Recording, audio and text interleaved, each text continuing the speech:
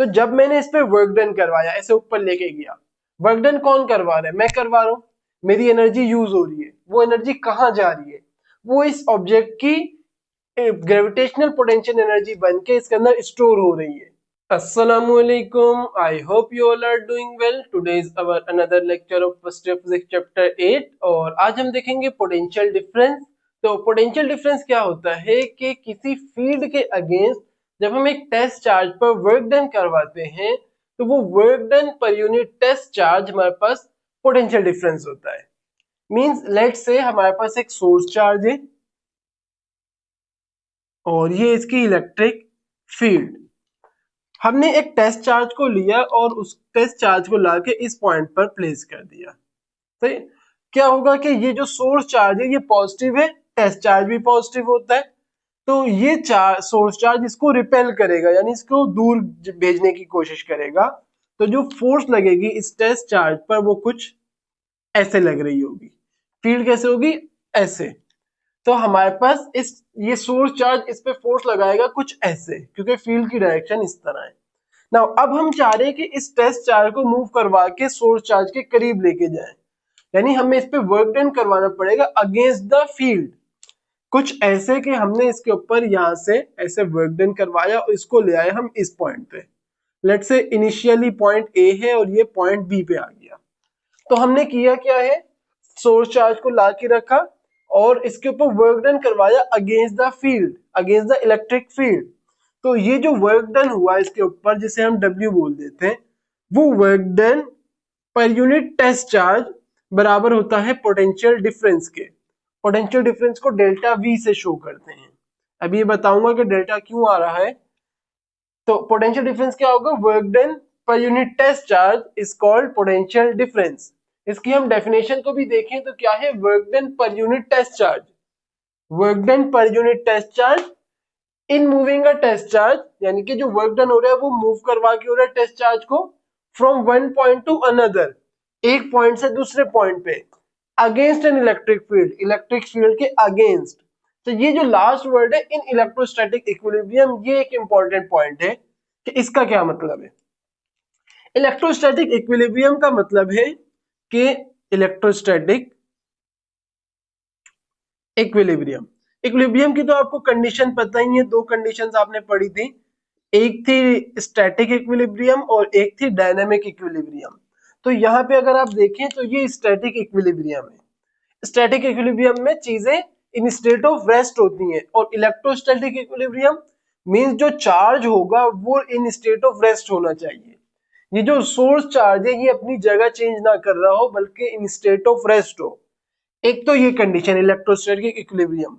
दूसरा जो इसकी फील्ड है वो कंटिन्यूसली चेंज ना हो रही हो, इसकी फील्ड कंटिन्यूसली चेंज ना हो रही है। दो कंडीशंस होती है इलेक्ट्रोस्टैटिक इक्विलिब्रियम में, तब हम कहेंगे कि ये पोटेंशियल डिफरेंस आ रहा है इसमें। तो हमारे पास फॉर्मूला क्या आया है? फॉर्मूला हमारे पास आ गया है पोटेंशियल डिफरेंस का, work done per unit test charge. Potential difference की कोई डायरेक्शन नहीं होती, मींस ये एक स्केलर क्वांटिटी होती है, तो पोटेंशियल डिफरेंस की नेचर हो जाएगी स्केलर नेचर होती है। नाउ अगर यूनिट की बात करें तो यूनिट कहां से आएगी? यूनिट तो हम फॉर्मूले से ही निकाल लेते हैं। फॉर्मूला क्या है? पोटेंशियल डिफरेंस बराबर है work done per unit test charge के। तो वर्क डन की यूनिट जूल और चार्ज की यूनिट कूलम, और जूल पर कूलम बराबर होता है वोल्ट्स के। तो आप इन दोनों में से कोई भी यूनिट लिख सकते हैं, जूल पर कूलम भी और वोल्ट्स भी। तो यूनिट हमारे पास आ जाएगी जूल पर कूलम और वोल्ट्स, दोनों यूनिट सही है। नाउ स्केलर नेचर है इसकी, तो डायरेक्शन क्या होगी? डायरेक्शन नहीं होगी।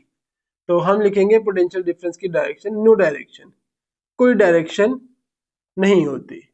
नाउ पोटेंशियल डिफरेंस की डायमेंशन, डायमेंशन कैसे आएगी? अगेन वही हम फॉर्मूले से करते हैं। पोटेंशियल डिफरेंस का formula work done per unit test charge. हमें क्या करना है कि यहाँ पे सारी की सारी फंडामेंटल क्वांटिटीज बनानी होती हैं। जैसे आपने फंडामेंटल क्वांटिटीज में क्या क्या पढ़ा है? मास, जिसे हम रिप्रेजेंट करते, जिसकी यूनिट किलोग्राम, और dimension capital M। Similarly time unit second और डायमेंशन कैपिटल टी, लेंथ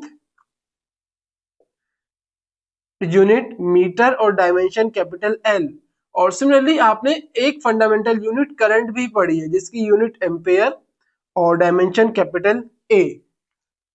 तो हमारे पास क्या होता है कि वर्क डन एक फंडामेंटल क्वांटिटी नहीं है, सिमिलरली चार्ज भी एक फंडामेंटल क्वांटिटी नहीं है, इसे हमें फंडामेंटल क्वांटिटीज में कन्वर्ट करना होगा। किस तरह से?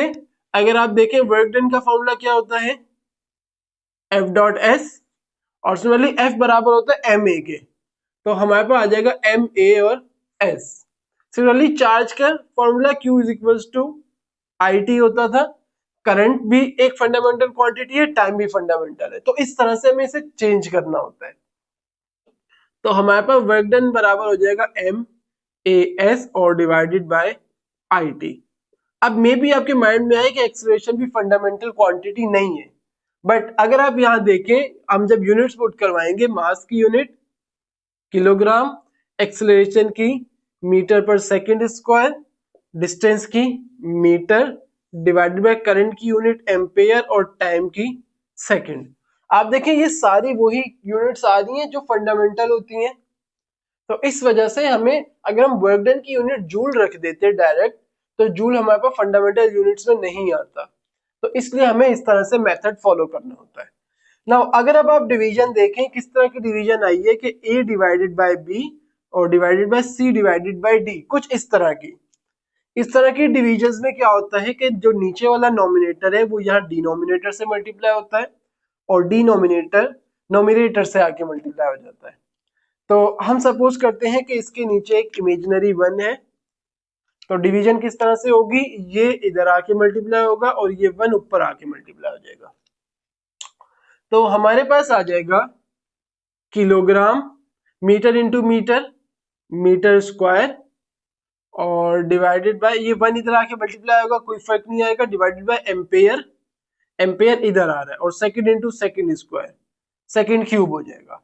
नाउ अब डायमेंशंस रख देते हैं। किलोग्राम की डायमेंशन कैपिटल एम, मीटर की dimension capital L, metre square है तो एल स्क्वायर, एम्पेयर की डायमेंशन कैपिटल ए से रिप्रेजेंट होती है, और second capital T, T cube आ जाएगा। अब जो डिनोमिनेटर है उससे अगर हम नोमिनेटर में ले आए तो पावर माइनस हो जाएगी, हमारे पास आ जाएगा M L square T minus 3 और ए माइनस 1। तो ये हमारे पास पोटेंशियल डिफरेंस की डायमेंशन भी आ गई। क्या आई है, M L square T minus 3 और ए माइनस 1। तो ये हमारे पास पोटेंशियल डिफरेंस की डायमेंशन भी आ गई। ना अब आपको इलेक्ट्रिक पोटेंशियल समझना होगा। पोटेंशियल डिफरेंस तो समझ में आ गया, अब इलेक्ट्रिक पोटेंशियल क्या होता है। आप देखें कि ये पूरी एक इलेक्ट्रिक फील्ड है। इलेक्ट्रिक फील्ड में की डायरेक्शन कैसे है, ऐसे आउटवर्ड है, कुछ इस तरह से। पॉजिटिव चार्ज है तो इलेक्ट्रिक फील्ड की डायरेक्शन आउटवर्ड होगी। नाउ अब हम क्या करते हैं कि इसमें एक टेस्ट चार्ज को लाके किसी पॉइंट पे प्लेस करते हैं, लेट्स से यहाँ पे। इस पॉइंट पे कुछ ना कुछ electric potential, electrostatic potential energy इस पॉइंट पर होगी। इस बात को ऐसे समझें कि जैसे हम किस फील्ड में, हम ग्रेविटेशनल फील्ड में। ग्रेविटेशनल फील्ड में लेट्स से आप ऊपर की तरफ गए किसी पॉइंट पे, उस पॉइंट की अपनी कुछ ना कुछ ग्रेविटेशनल पोटेंशियल एनर्जी होगी। आप कहीं और गए, ग्रेविटेशनल पोटेंशियल एनर्जी चेंज हो गई, देन आप किसी और पॉइंट पे गए, ग्रेविटेशनल पोटेंशियल एनर्जी फिर चेंज हो जाएगी। सेम इसी तरह जब एक इलेक्ट्रिक फील्ड है, हर पॉइंट पर अपनी अपनी कुछ ना कुछ इलेक्ट्रोस्टैटिक पोटेंशियल एनर्जी होगी। तो जब हमने इस पॉइंट पे लाके रखा चार्ज को, तो यहाँ पे कुछ ना कुछ पोटेंशियल एनर्जी होगी, इलेक्ट्रोस्टैटिक पोटेंशियल एनर्जी, लेट से उसे हम कह देते हैं U। तो इलेक्ट्रिक फील्ड के अंदर जो इलेक्ट्रोस्टैटिक पोटेंशियल एनर्जी होगी किसी पॉइंट पे, वो डिवाइडेड बाय टेस्ट चार्ज बराबर होता है हमारे पास इलेक्ट्रिक पोटेंशियल के, जिसे हम V से रिप्रेजेंट करते हैं। मैं एक बार फिर से बता रहा हूं कि पूरी फील्ड में डिफरेंट पॉइंट्स पर, हर पॉइंट पे अलग अलग इलेक्ट्रोस्टैटिक पोटेंशियल एनर्जी होगी। किसी पॉइंट पे हमें इलेक्ट्रिक पोटेंशियल की वैल्यू निकालनी है, लेट से वो पॉइंट है ये वाला। तो हम क्या करेंगे, इस पॉइंट की electrostatic potential energy divided by test charge बराबर होता है इलेक्ट्रिक पोटेंशियल के। और इलेक्ट्रिक पोटेंशियल का जो डिफरेंस होता है उसे हम पोटेंशियल डिफरेंस बोलते हैं। कैसे, इसको ऐसे समझे कि लेट से हमने क्या किया कि जैसे पहले मैंने बोला था कि पहले इनिशियली यहाँ पे चार्ज हम इसे मूव करवा के यहाँ पे ले आए, तो इस पॉइंट पर पॉइंट ए और ये पॉइंट बी, पॉइंट ए पर कुछ ना कुछ इलेक्ट्रोस्टैटिक पोटेंशियल एनर्जी होगी जिसे मैंने कह दिया U1, पॉइंट बी पे कुछ ना कुछ इलेक्ट्रोस्टैटिक पोटेंशियल एनर्जी होगी जिसे मैंने कह दिया U2। तो U1 के लिए इलेक्ट्रिक पोटेंशियल का फॉर्मूला क्या हो जाएगा, V1 is equal to U1 divided by test charge, ऐसा ही है। और सेकेंड पॉइंट के लिए इलेक्ट्रिक पोटेंशियल का formula V2 is equal to U2 divided by test charge. Now potential difference क्या होता है, इलेक्ट्रिक पोटेंशियल का डिफरेंस। देखिए नाम से ही पता लग रहा है, पोटेंशियल डिफरेंस मींस पोटेंशियल का डिफरेंस, और वो पोटेंशियल क्या है, इलेक्ट्रिक पोटेंशियल है। तो हम इन दोनों को सब्ट्रैक्ट करवाते हैं अगर, तो देखते हैं क्या होता है। पोटेंशियल डिफरेंस है ना, मींस V2 माइनस V1, इसको मैं इसमें से मैंने इसको माइनस करवा दिया, V2 माइनस V1 किसके बराबर हो जाएगा, U2 divided by Q0 minus U1 divided by Q0। ये बात आपको समझ आ रही होगी, सिंपल मैंने क्या किया, इन दोनों को सब्ट्रैक्ट करवा दिया। Now V2 minus V1 potential का डिफरेंस डेल्टा V हो जाएगा, जिसे हमने क्या कहा था, पोटेंशियल डिफरेंस, और ये बराबर हो जाएगा, डिनोमिनेटर सेम है, नोमिनेटर सिंपली माइनस होंगे, डिवाइडेड बाय Q0, और ये क्या आ गया, पोटेंशियल एनर्जी का डिफरेंस। तो हमारे पास पोटेंशियल डिफरेंस का सेकंड फॉर्मूला आ गया delta U divided by Q0। Potential difference का सेकंड फॉर्मूला क्या है, the change in electrostatic potential energy per unit test charge is called potential difference. तो हमारे पास यहाँ पे एक और फॉर्मूला इसका क्या हो गया, delta U divided by Q0। इसको हमने कैसे ड्राइव किया है, इलेक्ट्रिक पोटेंशियल के थ्रू हमने ये सेकंड फॉर्मूला ड्राइव किया है। अब इसके बैक एंड की लॉजिक को भी समझें कि ये फॉर्मूला कैसे आया है। लेट से इसको हम मिटाते हैं, हमने फील्ड में दो पॉइंट ले लिए, पॉइंट ए और पॉइंट बी, ये पॉइंट ए और ये पॉइंट बी। तो हमने टेस्ट चार्ज को मूव करवाया पॉइंट ए से पॉइंट बी की तरफ, और कैसे करवाया है, यहाँ पे हमारा टेस्ट चार्ज है जिसे हम इस तरफ मूव करवा रहे हैं। तो जब हमने, लेट से मैं अपने हाथ से वर्क डन करवा रहा हूँ, पॉसिबल तो नहीं है चार्ज पे वर्क डन ऐसे करवाना, लेकिन सपोज करते हैं, सपोज करें कि मैंने इस पे वर्क डन करवाया, तो इसके अंदर एक एनर्जी स्टोर हो जाएगी। जैसे सपोज करें यहाँ पे ग्रेविटेशनल फील्ड है, मैंने ये मार्कर लिया और इसको मैं ऐसे ऊपर की तरफ लेके जाता हूँ, इसके अंदर पोटेंशियल एनर्जी आएगी, कौन सी, ग्रेविटेशनल पोटेंशियल एनर्जी। क्यों, ग्रेविटेशनल फील्ड डाउनवर्ड एक्ट कर रही है और ये ऊपर की तरफ जा रहे हैं, अगेंस्ट द फील्ड जब भी मूव करते हैं तो ऑब्जेक्ट में एनर्जी स्टोर हो जाती है। तो जब मैंने इस पे वर्क डन करवाया, ऐसे ऊपर लेके गया, वर्क डन कौन करवा रहा है, मैं करवा रहा हूँ, मेरी एनर्जी यूज हो रही है, वो एनर्जी कहाँ जा रही है, वो इस ऑब्जेक्ट की ग्रेविटेशनल पोटेंशियल एनर्जी बन के इसके अंदर स्टोर हो रही है।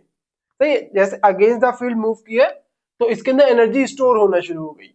सेम यहाँ पे भी जब चार्ज को हमने अगेंस्ट द फील्ड मूव करवाया, मीन जो वर्क डन इस पे करवाया है वो work done as a potential energy इसके अंदर स्टोर हो जाएगा। तो ये बिल्कुल इसी तरह हुआ है कि वर्क डन जो होगा वो बराबर होगा जो इसके अंदर स्टोर्ड पोटेंशियल एनर्जी होगी उसके। तो हमने क्या किया, वर्क डन को रिप्लेस कर दिया डेल्टा U से और Q0 एज इट इज रहा है।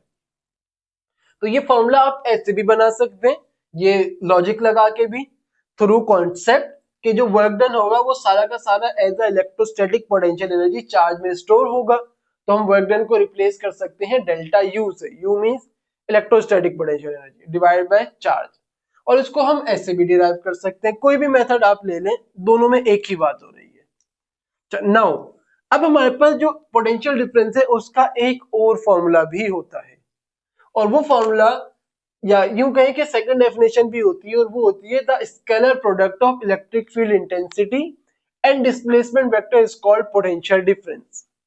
कैसे समझें इस बात को, देखें जब हमने इस चार्ज पे वर्क डन करवाया पॉइंट ए से पॉइंट बी की तरफ, लेट से उस वर्क डन को हम कैलकुलेट करने की कोशिश करते हैं, तो वर्क डन का फॉर्मूला क्या हो जाता है, W is equal to F dot S.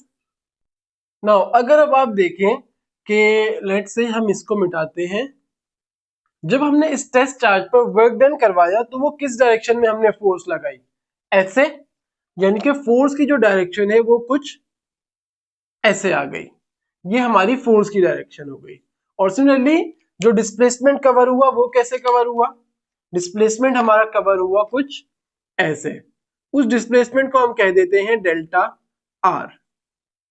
सही है, तो हमारे पास फोर्स तो वो एफ ही है, जो डिस्प्लेसमेंट है वो बराबर होगा डेल्टा आर के, और हमारे पास वर्क डन का फॉर्मूला आ जाएगा W is equal to F dot delta R. सही, नाउ अब अगर हम देखें कि फील्ड की डायरेक्शन इसमें कैसे है, इलेक्ट्रिक फील्ड की डायरेक्शन ऐसे है आउटवर्ड, तो जब इस पॉइंट पे आएंगे तो फील्ड की डायरेक्शन क्या होगी, इलेक्ट्रिक फील्ड की डायरेक्शन कुछ ऐसे होगी, ऐसा ही होगा।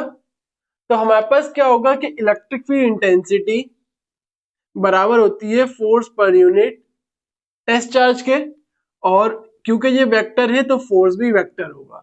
नाउ क्यू नॉट डिवाइड हो रहा है इधर आके मल्टीप्लाई हो जाएगा, हमारे पास आ जाएगा Q naught E is equal to F. इस फोर्स की वैल्यू को यहां लाके हम पुट करवाते हैं, तो हमारे पास आ जाएगा Q naught E into delta are. ये हमारे पास क्या आ गया, ये हमारे पास वर्क डन आ गया है। नाउ इस वर्क डन को हम पोटेंशियल डिफरेंस के फॉर्मूले में लाके पुट करते हैं। तो पोटेंशियल डिफरेंस का फॉर्मूला क्या है, पोटेंशियल डिफरेंस का फॉर्मूला है work done per unit test charge, और वर्क डन की value Q naught into E into delta R और डिवाइडेड बाय क्यू नॉट फॉर्मूले का। कुछ कैंसिल हो रहा है यहाँ पे, इस क्यू नॉट से ये क्यू नॉट कैंसिल हो जाएगा, तो हमारे पास पोटेंशियल डिफरेंस का फाइनल फॉर्मूला आ जाएगा delta V is equal to E dot delta R. तो हमारे पास सेकंड डेफिनेशन क्या बन गई पोटेंशियल डिफरेंस की, the scalar product, the dot product of electric field intensity and displacement vector R is called potential difference. तो ये हमारे पास तीसरा फॉर्मूला आ गया पोटेंशियल डिफरेंस का, क्या है, ई डॉट डेल्टा आर। तो आप पोटेंशियल डिफरेंस को किसी भी तरह से डिफाइन कर सकते हैं, तीन तीन डिफरेंट डेफिनेशंस बन सकती है। तो आई होप आपको लेक्चर समझ आया होगा। आज का लेक्चर यहीं पे एंड करते हैं। अल्लाह हाफिज।